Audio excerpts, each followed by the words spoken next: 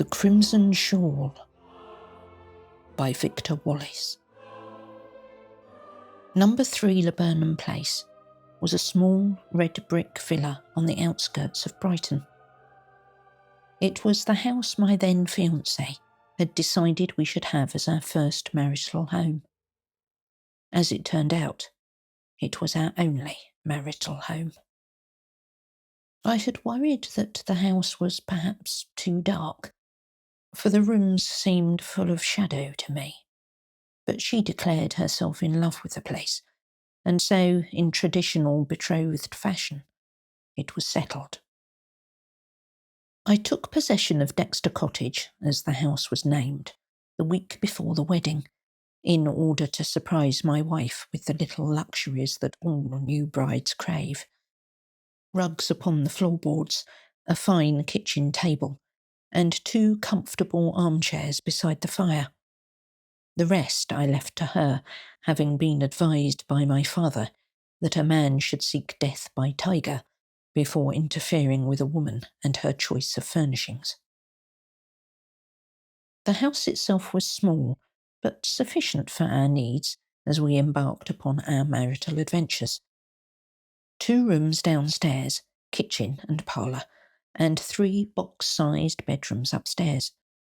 The smallest, to me, was no bigger than a cupboard, but my fiancé declared, with a shy glance that tugged at my romantic heartstrings, that it was the perfect size for a cradle and a nursing chair beside the fire. After the wedding, we fell into that haze of bewildered bliss that all newlyweds must surely incur when first living together as man and wife. And it was but a few short months later that my wife announced we too were to become we 3. The 3rd bedroom, now officially titled the nursery, was prepared with fresh paint and fittings during the evenings, and the mother-to-be began hooking a new rug for beside the cradle. Looking back, it was then that I began to notice a change in the atmosphere of our little home.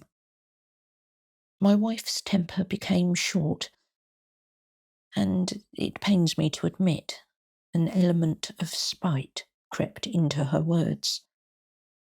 Not just her words, but deeds. One evening, I had fallen asleep in front of the fire, and my wife, her chair drawn close to mine, was working on some mending. I was suddenly startled awake by a sharp pain in my thigh. For a moment, the scene swam before my eyes. Her head bowed, her hand motionless, the needle glinting in the firelight. No sooner had I recovered my senses than the mantel clock struck the hour. 10 short chimes. I said nothing, for fear that I had dreamt it, but later, as I undressed for bed, I found a crimson spot of blood upon my skin, and I became haunted by the impression that she had stabbed me with her needle. Sleep eluded me that night, for I could not cast from my mind the memory of her cruel smile as she bent her head to her work. From then on, each night, there grew a coldness in the parlour, as if a window was not quite fastened, and an icy chill had stolen between the panes, settling within the shadows. I began to anticipate this coldness, my eye drawn against my will to the clock face, counting each rotation of the hands, knowing that no matter what the weather outside, come the clock strike 10, the fire would dull, and I would shiver in my chair, possessed by an inexplicable air of brooding melancholy. It was not just the parlour which grew cold. With every passing day, my wife grew yet more distant from me. Gone were the shy little looks of love, replaced by harsh words and mocking glances. My father counselled that change was to be expected, that sometimes women who were with child could become almost as a different person. Yet I could not shake the feeling that somehow darkness was descending upon us, a darkness that lurked in every corner of the house, and had begun to lurk within my wife. I began to dread the onset of evening, knowing that with the advent of the clock chimes, my mood would have sunk inexorably into a pit of despair 10 fathoms deep, one for each approaching hour. But the daylight hours themselves were becoming no better, for despite the onset of winter, we had a new trial to torment us. An unseasonal plague of flies had descended on the house. They crawled across the parlour windowsill, blacker than any I had ever seen, and the fancy began to take me that I could hear each individual footfall and feel the draught created by their wings. And although various plumbers declared the drains to be sound, these tormenting insects were accompanied by what can only be described as the unwholesome stench of something long since dead. My wife declared herself unbothered by this fresh ordeal, though I was more than half inclined to up sticks and remove, fearing that something had perished beneath the floorboards. She would not hear of leaving, and having caught again that malicious twitch of her mouth, it began to dawn on me that she enjoyed my torment. One evening in February, a month or so before the baby was due, we were sitting in front of the fire, me reading and my wife busy with her rug, when she suddenly turned to me. "Peter, are you happy?" she asked, with such earnestness that my stomach sank, sure that she was about to announce her own unhappiness. "How could I not be?" I replied guardedly. "Are you not?" She paused a shade too long before she said, "Yes, very happy, but—" And here there was another pause. I listened to the tick of the mantel clock, some way past 9, and waited for her to finish, to furnish me with the explanation for her change. The pause dragged on, and I felt the familiar stirring of that gloomy vexation which dogged me each night. "But," I prompted.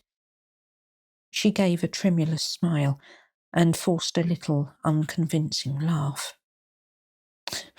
"But I'm not sure that Dexter Cottage likes us." "The house? What do you mean?" She pushed herself up from her chair and knelt beside me. "Have you not seen anything?"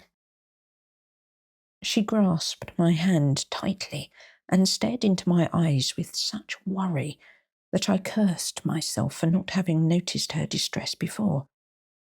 Perhaps my own disquiet had come from that. I had, somehow, sensed her worry via some strange phantasmagorical bond between us. "Tell me, Pusscat, what is it that you've seen?" My old pet name for her sounded strange upon my tongue, a sign, perhaps, that I had been partly to blame for our estrangement. Her eyes flicked to an especially dark corner of the room, and then she laughed again. "Oh, nothing. I'm being silly." I tried to reassure her, as was my duty as a husband, despite my own misgivings, and replied that she was merely nervous about impending motherhood, as any young new wife would be. "Here, my love." I took a handful of change from my pocket and selected the 2 brightest florins. "I have been neglecting you. Buy yourself a pretty trinket and forget all talk of the house not liking us." And that, I thought, was the end of the matter, for she seemed cheered by the thought of an unexpected extravagance, and for the rest of the evening she became her old self again, even when the clock struck 10. The following day, on my return from work, I found my dear wife full of high spirits, and despite the imminent birth of the child, fairly dancing round the parlour. "Let me show you what I bought," she said, grabbing my hand and leading me into the kitchen. On the table, next to the mending box, was a bundle of cloth. She whipped it up and held it outstretched between her arms for my appraisal. It was a Paisley shawl, a fine one at that, a beautiful crimson with swirls of rich scarlet and purple. "But where did you buy this?" I asked, and a sudden fear struck me that she had bought it on the tally with the 2 florins as first payment. "A gentleman in the market," she told me eagerly. "He said it once belonged to a lady and had cost her lover £100. Oh, Peter, don't look so. It's not stolen, but spoilt. See here. There's a burn and a rip." She pointed to a circular tear surrounded by a blackened mark. "I expect some careless gentleman left his pipe unattended and caused a nasty burn. There's no matter, I can easily mend it." It did my heart good to see her so cheered, and I left her to her mending. For the next few weeks we spoke no more about the shawl, or indeed the house, for the baby came early, the son, John. My wife for a time was in grave danger, having lost a great deal of blood, and all thoughts of leaving Dexter Cottage were postponed. It was spring before the doctor declared her safe, and one bright day in April I carried her downstairs to the garden and saw her comfortable in the sunshine. "Perhaps it is a little cool when the sun goes in," she replied in answer to my fussing, and immediately I went in search of a rug for her knees. I passed the abandoned work-basket and plucked up the almost forgotten shawl. I remembered how happy it had made her, and hastened back to the garden, laying the bright cloth across her shoulders. "What exquisite workmanship," I said, enjoying the look of delight on her still wan face as she stroked the fine fabric. "It was lucky you found such a bargain." Oh, if only I had known what the future held. I would have cut my tongue from my mouth. With a soft smile, she closed her eyes, and I tiptoed back into the house to finish my reading. Not 5 minutes had passed before I was roused by a heart-rending shriek from the garden. I leapt up and was beside my wife within an instant. "Oh," she cried, "help me! Help me!" "What is it? Are you in pain? Must I send for the doctor?" "Oh, Robert, the blood! What have you done?" "Robert? No, my darling, it's me, Peter, your husband." I lifted her from the chair and carried her inside. "I see no blood, my sweet. There is no blood." She clung to me, sobbing, while I soothed her, explaining away her fears as a dream. "But the blood, Peter, the blood, here." And she placed her hand upon her breast. "There is no blood," I repeated. "Look." I drew back the shawl. Her dress was as clean and unsullied as the moment I had left her in the sunshine. though I could not help but notice a single black fly crawling across the pale yellow fabric. I shooed it away with trembling fingers. "You must have fallen asleep and suffered a nightmare. And see," I said, rearranging the shawl over her. "See how the shadows collect in the folds of the fabric. See how they make the reds darker. And little Bobby." Her eyes grew cloudy again. "No, not Bobby. Our son's name is John, isn't it?" She held her hand limply to her forehead. "I fear you've overdone things, my pusscat," I said. "Let me take you back to bed, and I shall bring John in so you may kiss him to sleep." It was another half hour before she slept, our son, John, in his cradle by the side of the bed. She would not settle until she could be sure he was safe.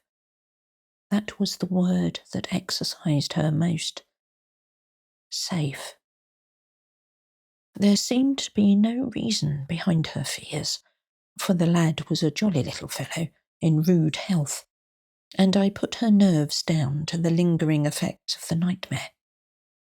I had been foolish to take her into the garden so soon, and on a day where the spring weather could turn on a sixpence to winter. I drew up a chair and read my book, my eye drifting now and again to the folds of the crimson paisley shawl. Perhaps I, too, dozed as I sat beside the bed. For as the sun grew lower in the sky and the clouds became tinged with red, I found myself half inclined to imagine its creases blackening with shadow, until my eyes became convinced they saw plashes and pools of blood. I gazed on, gripped by that strange paralysis of dreams, until the metallic scent of blood rose up from the fabric, smothering me in that unmistakable coppery mephitis of death. Cursing myself for an imaginative fool, I shook myself awake and lit the lamps early. The effects of my wife's nightmare lingered, and for many a night she moaned and fretted in her sleep, calling out those unfamiliar names, Robert and Bobby. Nothing would pacify her until I placed the baby by her side, and then a smile would cross her face and sleep return. I would watch her as she slept, with the red shawl draped across her shoulders, clutching a corner in one hand as if she could not bear to let it go. I would stare so long, unblinking in my gaze, that I sometimes fancied she took upon her face the features of another. The candle would splutter, and the shadows leap from the paisley shawl as if alive, before they fell back, twisting into some unknown person who lay their hand across our son. She grew stronger in spirit as the days went by, yet with every passing night I felt that, somehow, she was diminished, growing paler as her silhouette grew blacker. The crimson shawl glowed against her alabaster skin as she tugged it tightly around her. She wore it constantly, yet made no effort to mend the burn. I often saw her stroke the soft fabric, her fingers lingering across the tear with an almost loving caress. And as she did so, a moment of fear would streak across her face, to be replaced by yet another shadow. She made no more mention of the house not liking us, but the phrase stayed with me, and I began to question the darkness that lurked within the corners, and to pause and listen whenever a twig tapped against the glass. And as the spring days grew slowly longer, the flies returned. I found myself, once again, becoming unaccountably nervous in the evenings. As we sat in our armchairs before the fire, a shudder would steal across me, and I would turn to find her watching me. There was something malevolent about her gaze, for a second, for a single tick of the clock. And then she would smile and return to me. Yet all the while I felt her grow distant. I knew that the Robert of her dreams was not real, but I could not help but wonder if he were becoming real for her. More than once she called me by that name, and then stoutly refused to accept that she had done so. I had even heard her call our son Bobby, yet whenever I mentioned her slip of the tongue, she would declare me a liar, trying to send her mad. There was a worry, too, about her treatment of John. I had surprised her as she stood above his cot and observed from the stairway as she bent to him, expecting to see a mother's love. Instead, her fingers pinched him, nipping at his flesh, making him cry out. I ran to her and demanded an explanation.